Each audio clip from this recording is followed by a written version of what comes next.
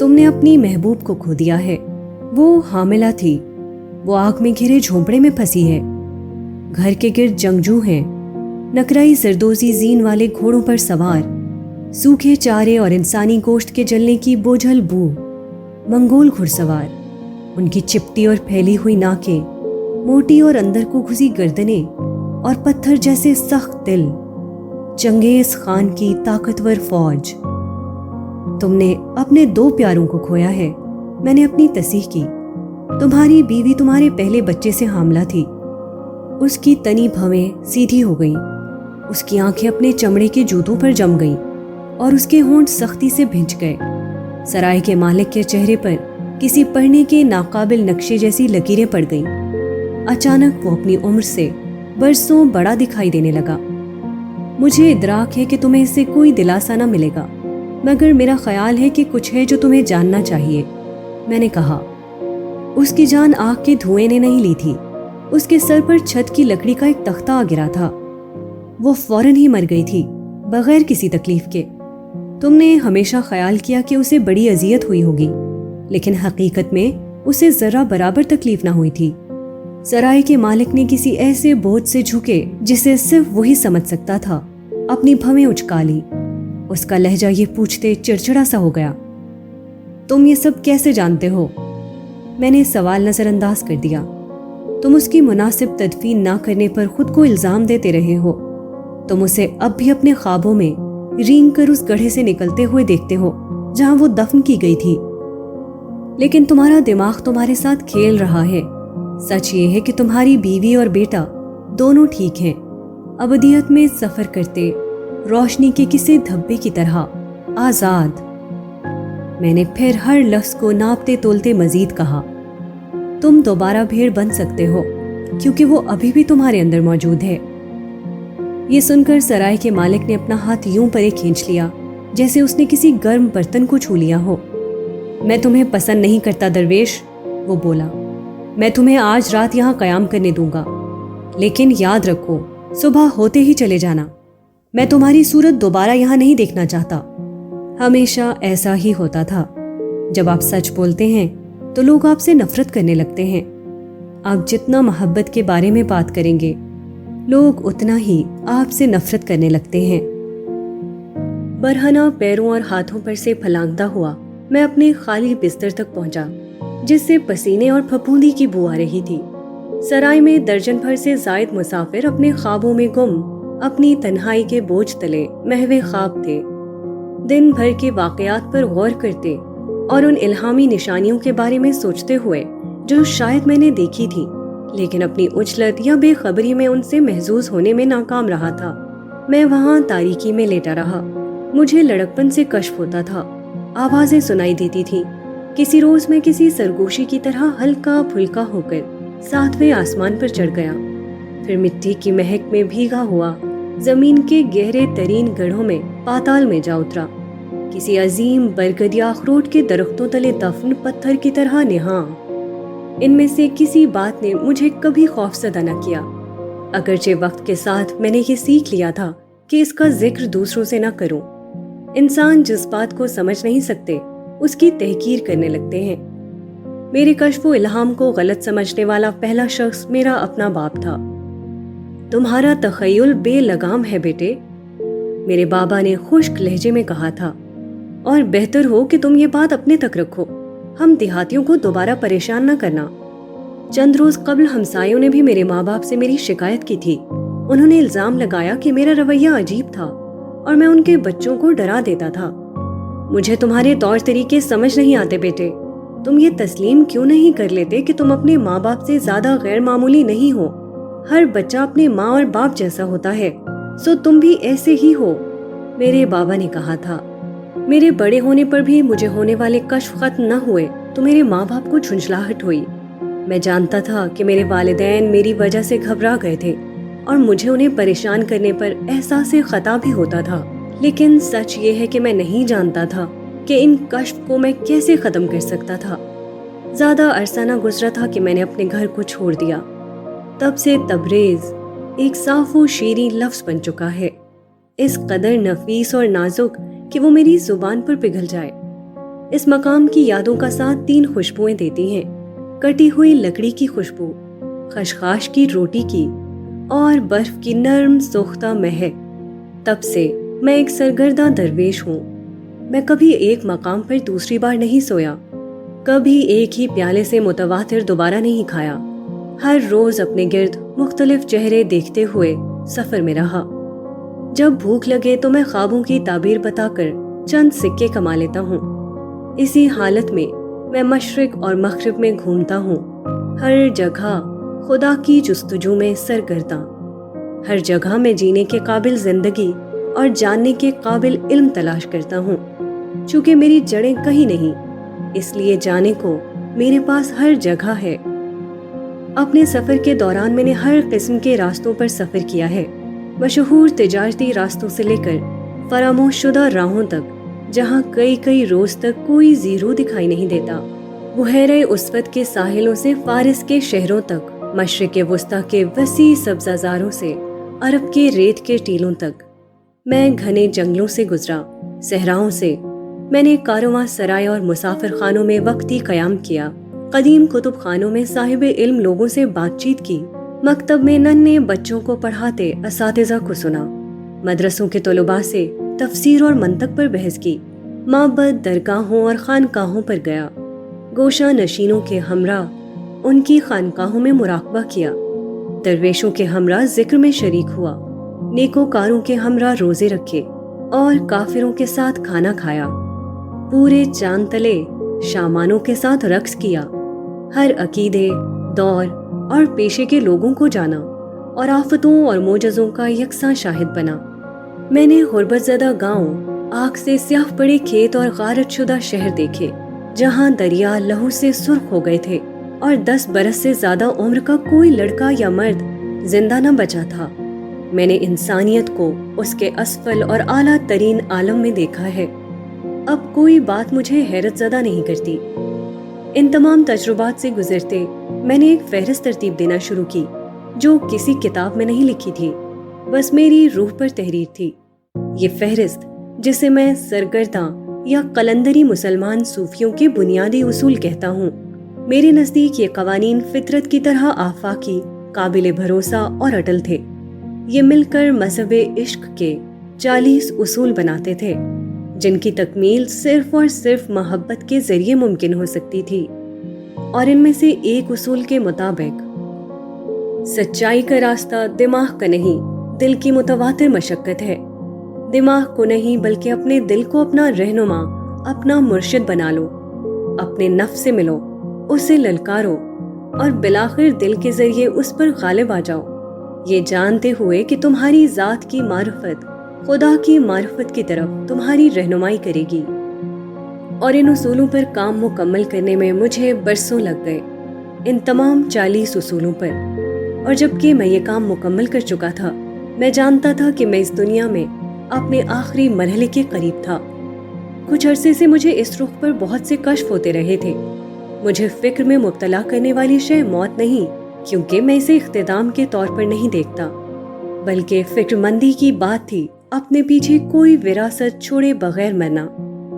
میرے سینے میں الفاظ کے ڈھیر جمع تھے، کہنے کو منتظر کہانیاں تھی۔ میں یہ سارا علم کسی دوسرے شخص کو سونپنا چاہتا تھا، کوئی استاد نہ کہ شاگرد۔ مجھے کسی ہمسر کی تلاش تھی، کوئی رفیق۔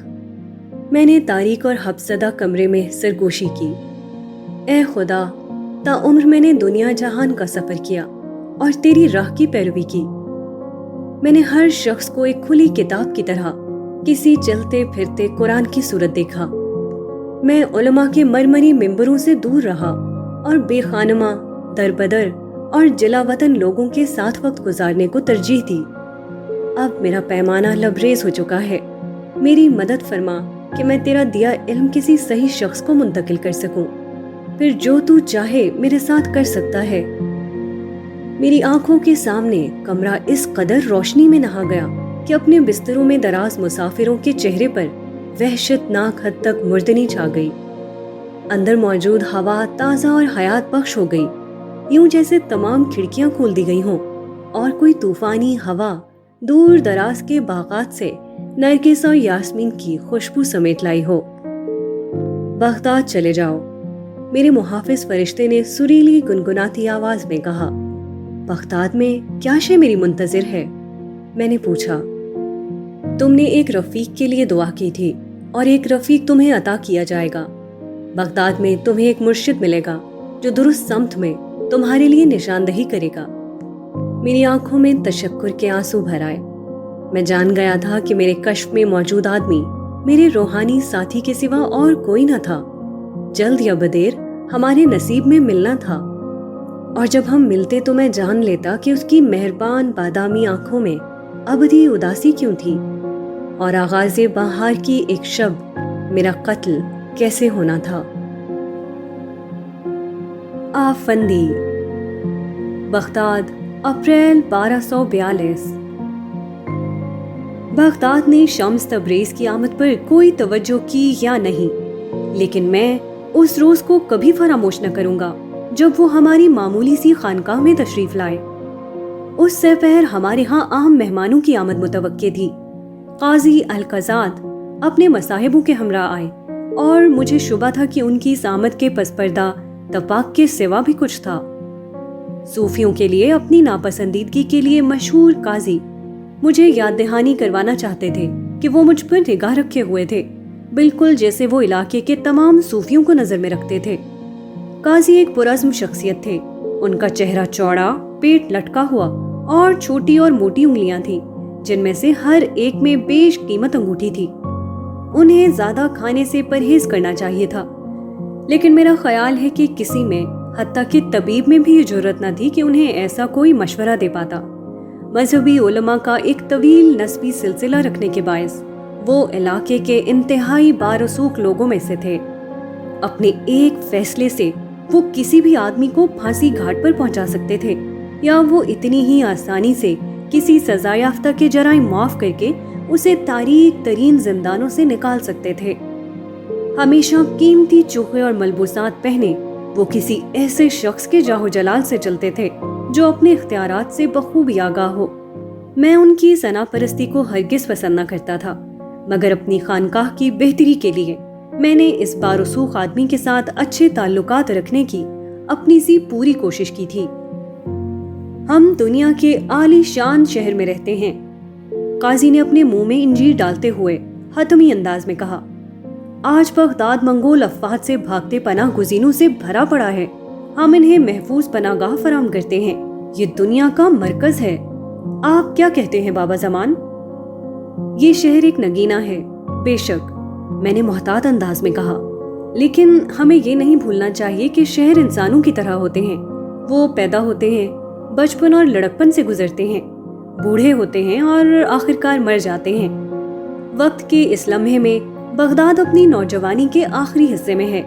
हम उतने अमीर नहीं रहे जितने हम खलीफा हारून रशीद के ज़माने में थे, अगरचे अब भी तिजारत, सनदगरी और शायरी का मरकज़ होने पर किसी कदर फ़ख्र कर सकते हैं। लेकिन कौन जाने कि अब से 1000 बरस बाद ये शहर कैसा दिखाई देगा।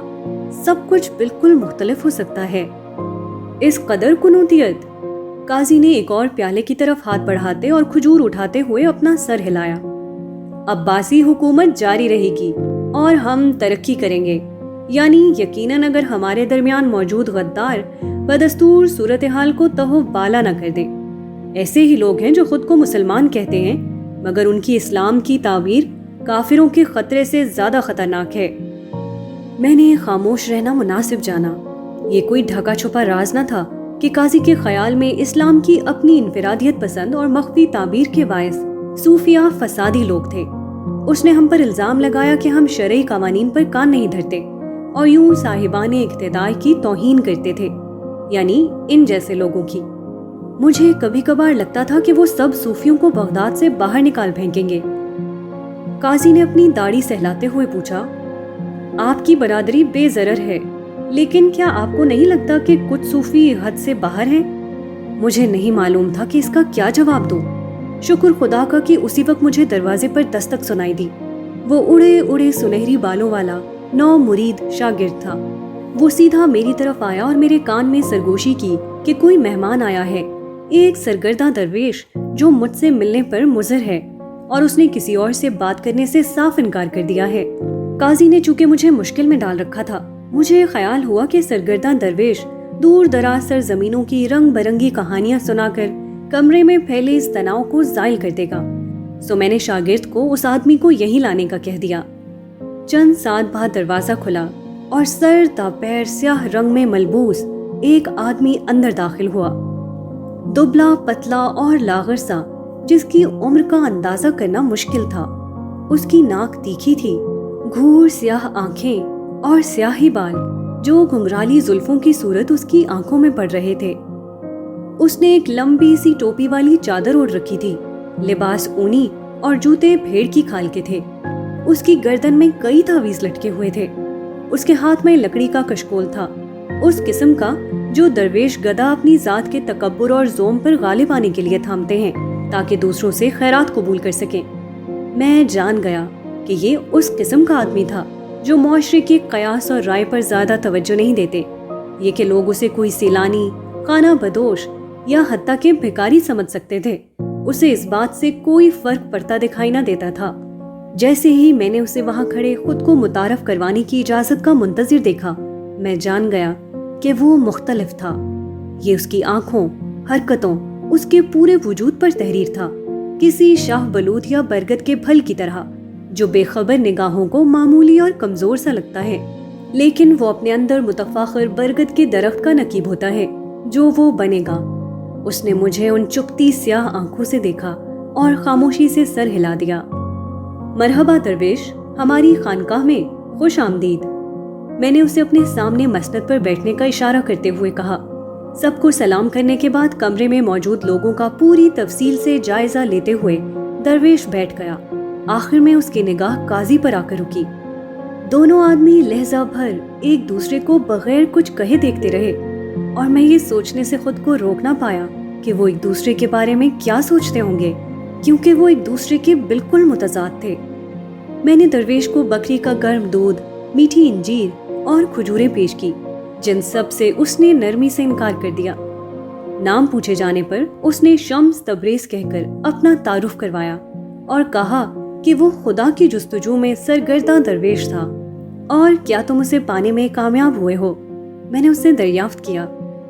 سر ہلاتے درویش کے چہرے پر سے ایک سایہ سا گزرا اور وہ بولا، بلا شبہ وہ ہمیشہ میرے ہمراہ رہا ہے۔ ایک دل شکن مسکراہٹ کے ساتھ جسے چھپانے کی قاضی نے کوئی کوشش نہ کی، وہ داخلت کرتے ہوئے کہا، مجھے کبھی سمجھ نہیں آئی کہ تم درویش زندگی کو اس قدر پیچیدہ کیوں بنا لیتے ہو۔ اگر خدا ہمیشہ تمہارے ساتھ تھا تو تمہیں سارا وقت اس کی جستجو میں مارے مارے کیوں پھرتے رہے؟ شمس تبریز نے متفکر انداز میں اپنا سر جھکا لیا اور ذرا دیر خاموش رہا۔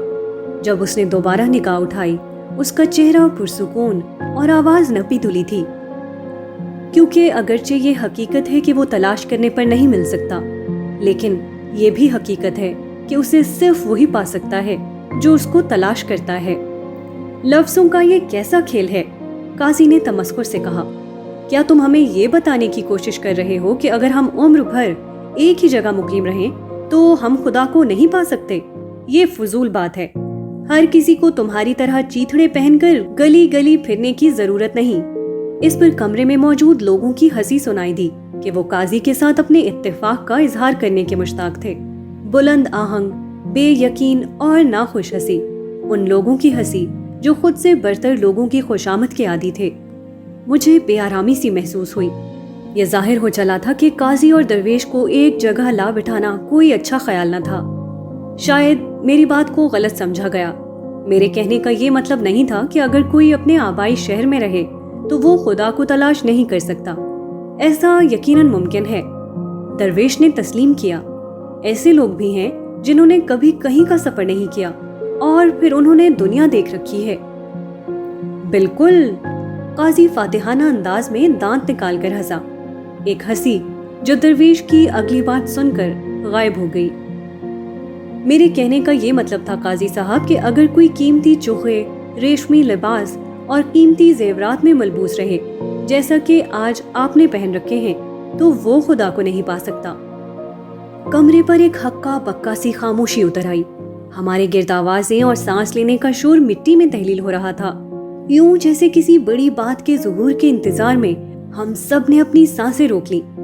अगरचे इससे ज्यादा सदमांगेज और क्या हो सकता था मैं नहीं जानता था। किसी दरवेश की हैसियत से तुम्हारी जुबान खासी तेज है, काजी ने कहा। जब कुछ कहने की जरूरत होगी तो मैं जरूर कहूंगा, चाहे सारी दुनिया मेरी गर्दन पकड़कर मुझे खामोश रहने को कहे। इस पर काजी की तेवरी चढ़ गई, मगर फिर उसने कंधे उचकाए। खैर जो भी है, वो बोला, मेरे मामले में मुझे तुम्हारी ही जरूरत है। हम अभी अपने शहर की शान शौकत के बारे में बात कर रहे थे। तुमने जरूर बहुत सी जगह देख रखी होंगी। क्या बगदाद से ज्यादा दिल फरेब भी कोई जगह है? नरमी से एक से दूसरे आदमी पर निगाह डालते शम्स तबरेज ने वजाहत की, इसका कोई सवाल ही नहीं, क्योंकि बगदाद एक गैर मामूली शहर है, लेकिन जमीन पर कोई खूबसूरती दायमी नहीं होती। शहर रूहानी सुतून पर इस्तादा होते हैं, बड़े बड़े आईनों की तरह। वो अपने बासियों के दिलों की अक्कासी करते हैं। अगर वो दिल ही तारीक और ईमान से महरूम हो जाएं, तो शहर भी अपनी दिलरुबाई खो देते हैं। ऐसा ही होता है और ऐसा हमेशा होता आया है। मैं खुद को इस बात में सर हिलाने से रोक न पाया। लम्हे भर को अपनी सोचों से निकलकर अपनी आंखों में दोस्ती की चमक लिए शम्स तबरेज मेरी जानिब मुड़े। मैंने किसी झुलसाते सूरज की हिद्दत की तरह उन निगाहों को खुद पर महसूस किया। तभी था कि मैंने वाज़े तौर पर देखा कि अपना नाम उन्हें क्यों मौजूद था, और वो अंदर से किसी आतिशी गेंद की मानद जल रहे थे। वो बिलाशुबा शम्स थे, सूरज। लेकिन काजी मुख्तलिफ ख्यालात का हामिल था। तुम सूफी लोग हर चीज को पेचीदा बना देते हो। यही मामला फलसफियों और शायरों का है। इतने बहुत से लफ्जों की क्या जरूरत? इंसान सादा जरूरियात वाली सादा मखलूक है। ये रहनुमाओं का काम है कि वो उनकी जरूरतों का ख्याल रखें और यकीन हासिल करें कि वो कहीं भटक न जाएं। इसके लिए कामिलियत के साथ शरीयत के नफाज की जरूरत है। शरीयत शम्मा की तरह है, शम्स तबरेज ने कहा। ये हमें काबिले कद्र रोशनी मुहैया करती है, लेकिन ये मत फरामोश करें कि शम्मा हमें तारीकी में एक से दूसरी जगह जाने में मदद देती है। अगर हम ये भूल जाएं कि हमें जाना कहाँ है और अपनी तवज्जो मंजिल के बजाय शम्मा पर मरकूज कर लें, तो बताइए इसका क्या फायदा? काजी साहब का मुंह बिगड़ गया। मुझे खुद में इस्तिराब की लहर दौड़ती महसूस हुई। शरीयत की अहमियत पर एक ऐसे शख्स से बहस करना जिसकी जिम्मेदारी काजी के तौर पर अक्सर लोगों को शरीयत के मुताबिक सजा देने की थी, खतरनाक पानियों में तैरने के मुतरादिफ था। क्या शम्स तबरेज ये नहीं जानते थे? जब मैं कोई मुनासिब उज़्र सोच रहा था कि दरवेश को कमरे से बाहर ले चलूं, मैंने उसे ये कहते सुना, एक उसूल जिसका इतलाक इस सूरत हाल में होता है। कैसा उसूल? काजी ने शक भरे अंदाज में पूछा। शम्स तबरेज सीधे हुए। उनकी निगाहें यूं हवा में किसी नुक्ते पर जमी थी, जैसे वो किसी गैर मरई किताब से पढ़ रहे हों, और वो यूं गोया हुए। कुरान पाक का हर कारी अपनी फहम की गहराई के मुताबिक उसे मुख्तलिफ सतह पर समझता है। बसीरत की 4 सतहें हैं। पहली सतह है ज़ाहिरी मानी, और लोगों की अक्सरियत उसी पर मुतमईन है। इसके बाद बतन है, दाखिली सतह। तीसरी है बातनी सतह, और चौथी सतह इस कदर गहरी है कि लफ्जों में बयान नहीं की जा सकती, और इसी वजह से वो नाकाबिले बयान ही रहती है। चमकती आंखों के साथ शम्स ने बात जारी रखी। उलमा जो शरीयत पर तवज्जो मरकूज करते हैं, ज़ाहिरी मानी जानते हैं, दाखिली मानी सूफी जानते हैं, औलिया बातनी मानी से वाकिफ हैं, और जहाँ तक चौथी सतह की बात है, उसे सिर्फ पैगंबर और खुदा के मुकर्रबीन आगाह हैं। क्या तुम मुझे ये बता रहे हो कि एक आम सूफी शरीयत के आलिम से बढ़कर कुरान की समझ बूझ रखता है? काजी ने प्याले पर अपनी उंगलियां बजाते हुए पूछा। दरवेश के लबों पर एक हल्की सी मुस्कुराहट नमूदार हुई, मगर उसने कोई जवाब न दिया। एहतियात करो मेरे दोस्त, जहां तुम खड़े हो उसके और तौहीन मजहब या कुफ्र के दरमियान एक बेहद बारीक लकीर ही है। काजी ने धमकी आमेज लहजे में कहा। अगर इन अल्फाज में धमकी पोशीदा थी तो दरवेश ने बज़ाहिर उस पर कोई तवज्जो न दी। कुफ्र है क्या? उसने पूछा, और फिर फौरन ही एक गहरी सांस भरकर مزید کہا، مجھے ایک قصہ سنانے کی اجازت دیجیے۔ اور یہ تھا جو انہوں نے ہمیں سنایا۔ کسی روز موسیٰ علیہ السلام پہاڑوں میں تنہا گھوم رہے تھے کہ انہیں فاصلے پر ایک چرواہا دکھائی دیا۔ وہ شخص گھٹنوں کے بل بیٹھا تھا اور اس کے ہاتھ آسمان کی طرف پھیلے ہوئے تھے۔ موسیٰ چرواہے کی دعا سن کر ششدر رہ گئے۔ وہ کہہ رہا تھا، او میرے محبوب خدا، میں تجھے اتنا چاہتا ہوں کہ تو جان ہی نہیں سکتا۔ میں تیرے لیے کچھ بھی کر گزروں گا، بس تو کہہ کر تو دیکھ۔ چاہے تو مجھے میرے گلے میں سے سب سے موٹی تازی بھیڑ کو اپنے نام پر قربان کرنے کا کہے، میں بغیر ہچکچائے کر گزروں گا۔ تو اسے بھون کر اس کی دم کی چربی اپنے چاولوں میں ڈالے تو وہ زیادہ مزیدار ہو جائے گی۔ موسیٰ توجہ سے سنتے ہوئے آہستہ آہستہ اس کی جانب بڑھے۔ اس کے بعد میں تیرے پیر دھوؤں گا اور تیرے کان صاف کروں گا اور تیرے بالوں سے جوئیں نکالوں گا۔ میں تجھ سے اتنی محبت کرتا ہوں۔ اتنا سننا تھا کہ موسیٰ نے چلاتے ہوئے چرواہے کی بات کاٹ دی۔ رک جاؤ جاہل آدمی، کیا سمجھتے ہو تم کیا کر رہے ہو؟ تمہارا خیال ہے کہ خدا چاول کھاتا ہے؟ کیا تمہارا خیال ہے کہ خدا کے پیر ہیں جنہیں تم دھوگے؟ یہ دعا نہیں ہے، یہ صریحاً کفر ہے۔ بدحواس اور شرمندہ چرواہے نے بار بار معذرت کی اور مہذب لوگوں کی طرح دعا مانگنے کا وعدہ کیا۔ اس سے پہر حضرت موسیٰ نے اسے کئی دعائیں سکھائیں۔ پھر اپنے آپ سے بے حد خوش انہوں نے اپنا راستہ لیا۔ لیکن اس رات موسیٰ کو ایک ندائے غیب سنائی دی۔ خدا ان سے ہم کلام تھا۔ اے موسیٰ، تم نے یہ کیا کیا؟ تم نے بیچارے چرواہے کو ڈانٹ دیا اور یہ جاننے میں ناکام رہے کہ وہ مجھے کس قدر پیارا تھا۔ ہو سکتا ہے کہ وہ یہ باتیں صحیح طریقے سے نہ کہہ رہا ہو، مگر وہ مخلص تھا، اس کا دل خالص اور اس کی نیت اچھی تھی۔ میں اس سے راضی تھا۔ اس کے الفاظ تمہارے کانوں کے لیے کفر ہو سکتے ہیں، مگر میرے نزدیک وہ دلکش کفر تھے۔ موسیٰ علیہ السلام کو فوراً ہی اپنی غلطی کا ادراک ہو گیا۔ اگلے روز صبح سویرے وہ چرواہے سے ملنے دوبارہ پہاڑوں پر گئے۔ انہوں نے اسے ایک بار پھر محو دعا پایا، مگر اس بار وہ اسی طریقے سے دعا کر رہا تھا جو اسے موسیٰ نے سکھائی تھی۔ اپنی دعا ٹھیک سے کرنے کے عزم میں وہ ہکلا رہا تھا اور اپنی گزشتہ دعا کے خشوع خضوع اور محبت سے محروم تھا۔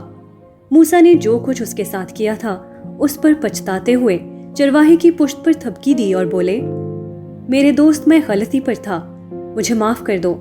اپنے انداز میں دعا کرتے رہو، وہ خدا کی نگاہ میں زیادہ قیمتی اور قابل قدر ہے۔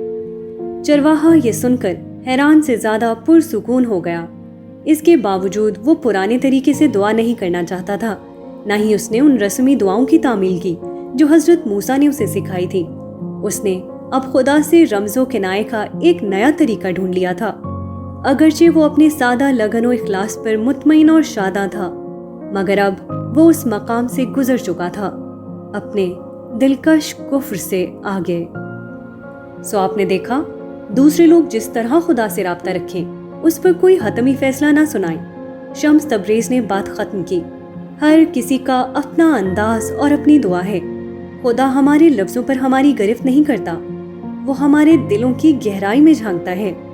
رسوم اور آداب رسوم سے کوئی فرق نہیں پڑتا، فرق اس بات سے پڑتا ہے کہ ہمارے دل حسب مراد خالص ہیں یا نہیں۔ میں نے قاضی کے چہرے کا جائزہ لیا۔ میں اس کے مطلق اعتماد اور اطمینان کے نقاب تلے دیکھ سکتا تھا کہ وہ واضح طور پر برہم تھا، تاہم ساتھ ہی جیسا کہ وہ ایک عیار شخص تھا، وہ اس مشکل صورتحال کو بھانپ چکا تھا۔ اگر وہ شمس کی بات پر رد عمل دکھاتا تو اسے اگلا قدم اٹھا کر انہیں اس کی گستاخی پر سزا دینا پڑتی، جس صورت میں معاملہ گمبھیر ہو جاتا اور ہر کسی کے کانوں تک بات پہنچتی کہ ایک سادہ درویش نے قاضی القضات کے مقابل آنے کی جرت کی تھی۔ اس لیے اس کے لیے یہی بہتر تھا کہ وہ یوں ظاہر کرتا جیسے پریشانی کی کوئی بات نہ تھی اور معاملے کو وہیں چھوڑ دیتا۔ باہر غروب ہوتے سورج کے سامنے جو آسمان کو کرمزی رنگوں سے رنگ رہا تھا، گہرے سرمئی بادل چھا رہے تھے۔ ذرا دیر بعد قاضی یہ کہتے ہوئے اٹھ کھڑا ہوا کہ اسے کوئی ضروری کام نمٹانا تھا۔ مجھے دیکھ کر ذرا سر ہلاتے اور شمس تبریز کو سرد نگاہوں سے گھورتے وہ باہر نکل گیا۔ اس کے مصاحبین نے خاموشی سے اس کی پیروی کی۔ مجھے اندیشہ ہے کہ قاضی کو آپ پسند نہیں آئے۔ سب کے چلے جانے کے بعد میں نے کہا۔ شمس تبریز نے مسکراتے ہوئے اپنے چہرے سے بال ہٹائے۔ یہ کوئی ایسی بڑی بات نہیں، میں عادی ہوں کہ لوگ مجھے زیادہ پسند نہیں کرتے۔ میں خود کو جذباتی محسوس کرنے سے روک نہ پایا۔ میں اتنے لمبے عرصے سے اس خانقاہ میں تھا کہ جانتا تھا کہ ایسے مہمان کم ہی آتے تھے۔ مجھے بتائیے درویش، میں نے کہا، آپ جیسے شخص کو کیا بات بغداد کھینچ لے آئی؟ میں ان کا جواب سننے کا مشتاق مگر عجیب طور پر خائف بھی تھا۔